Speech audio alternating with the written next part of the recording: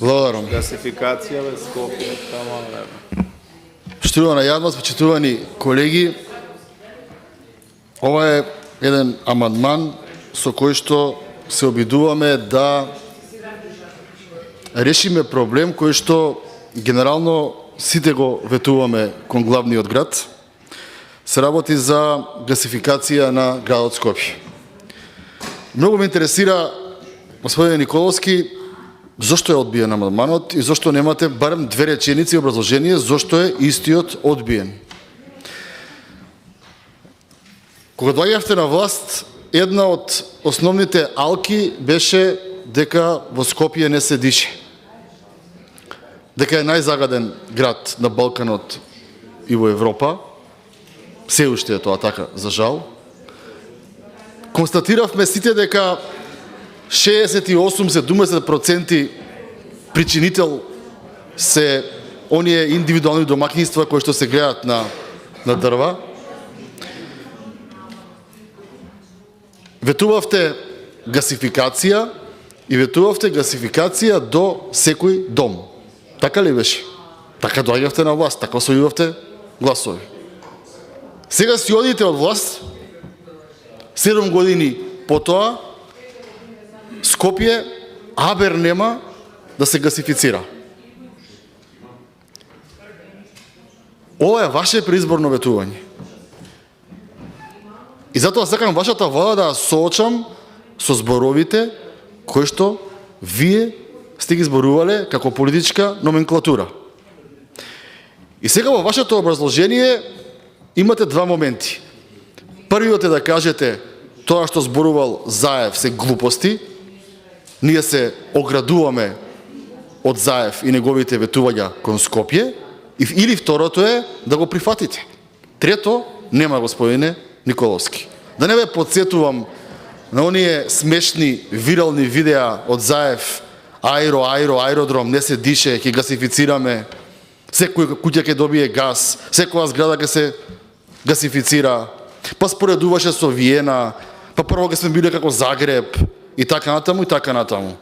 И сега 7 години поминаа, Скопјани треба да знаат дека 32 милиарди се потрошија, а овдека 20 милиони евра немате да почнеме за гасификација. Ако се откажете само од 15% од вкупниот број на партиски војници вработени со договор на дело во институциите, имате 20 милиони за еден месец. И сега кажете им на граѓаните дека мило ви е Скопје да биде почист град, да се диши почист воздух, ама помили ви се сите овие други глупости на кои што трошиме пари од буџетот. Нели е срамота? Нели е срамота?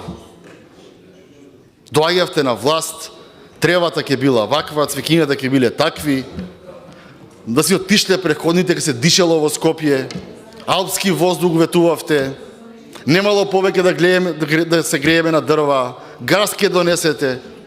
И сега, секоја година го предлагаме амандманот и секоја година го одбивате истиот. И при тоа не давате образложение зошто го одбивате. Нема ли потреба за газ во Скопје? Нема ли потреба за еколошко греење? Или има потреба? Мислам дека на јавноста и должите многу повеќе како влада, а особено на жителите на главниот град, и должите многу повеќе, него ли тоа амандманот не се прифаќа. За разноразни канализации, за разноразни патишта, поголеми или помали, имате образложение зошто не го прифаќате. Ќе го правиме до година, ќе го правиме за година и пол, имате некое образложение. Ама за прочистување на воздухот во Скопје, 7 години, освен амандманот не се прифаќа, друго образложение немате. И сега да ве подсетам што се случуваше и вас и јавноста. 2017 година дојдовте на власт и кога во ноември повторно видовме параметри какви што беа и претходно, си штрекувавте првата година сами пред себе, пред владата излеговте да штрекувате, Љупчо Николовски таму кои беа, Јани Макрадули беше тоа заменик министер за животна средина, штрајкувавте, а од 2018 година наому, бидејќи нема смисла втора година да си штрајкувате сами за себе, односно сами пред себе, молчите. Молчите. Аманот не се прифаќа. Не мислите дека малце повеќе должите објаснување на 600.000 луѓе што живеат во Скопје? Како тоа аманот не се прифаќа? Од Заев се оградивте или не ми кажувате? А лажел тоа што го зборувал по општините ни Скопје, дека ќе се гасифицира? А лажел дека ќе биде прва фаза како Загреб, втора фаза како Виена? Излезете да констатираме заедно дека од прво во 2017 ветување до последно било една голема лага.